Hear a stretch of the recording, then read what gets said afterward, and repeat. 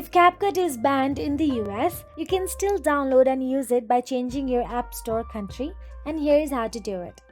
This method allows you to download CapCut without creating a new Apple ID. First of all, open the App Store on your mobile device. Once inside the App Store, tap on your profile icon at the top right corner of your screen. Then simply tap on your name at the top. Now, scroll down and look for the country or region option available there. Now simply tap on the country/region. Once done so, it will take some time. Then you will get to see change country or region option available on a screen. Simply tap on it. Now from the list of the country, choose a country where CapCut is available. UK, Canada, Australia and many more.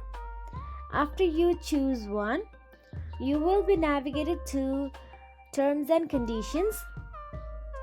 Here, simply tap on the Agree at the top right corner of your screen. After so, fill in the payment details. Or if you don't have any payment details, then select None and enter a random address from the selected country and tap Done and restart your iPhone.